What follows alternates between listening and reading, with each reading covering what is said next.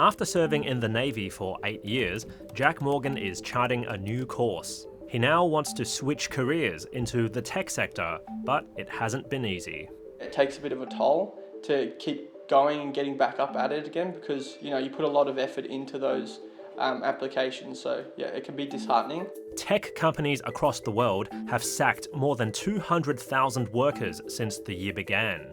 Despite that, Jack is determined to find a role he's passionate about.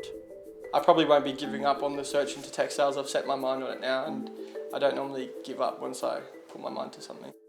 Unemployment rose to 3.7% in October, despite the creation of 55,000 jobs. That's because the number of people currently working or actively looking for a job rose, pushing the participation rate back to a record high. And most of the roles created were part-time. Since these monthly records were first kept in 1978, the unemployment rate has only had a 3 in front of it 20 times. The resilience of the labour force has surprised everyone. I would have thought that the unemployment rate would be probably closer to 4% by now. And the competition for roles is really heating up, with the number of job ads on Seek falling by nearly 20% over the past year. Hospitality, retail and admin are the industries where opportunities have dried up the most. And that is making the job hunt more difficult for Rhys Gard, who published his first crime fiction novel a few months ago.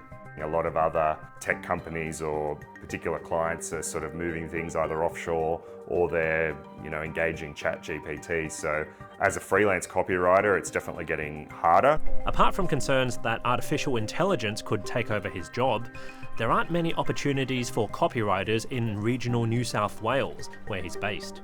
Unfortunately, freelance work with a lot of other things is drying up, so it's really important that I now go back to trying to find full-time work, basically to keep the wolf from the door. Some of Australia's biggest employers are laying off staff. Major accounting firms EY and PwC have culled more than 550 workers in November, while Commonwealth Bank cut another 192 staff in October, which takes the total number of job losses across the major banks to more than 2,000 over the past year. The unemployment rate is likely to increase in the next 2 months. The labour market isn't getting any better. The Reserve Bank will be worried if the job market remains this strong in the months ahead, as that could prop up inflation.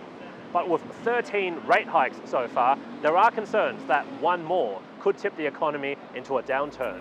Yeah, I think the risk of a recession is still high next year. It's a 40 or 50% chance in Australia, like it is in the US. If that does happen, job hunting is not going to be a walk in the park.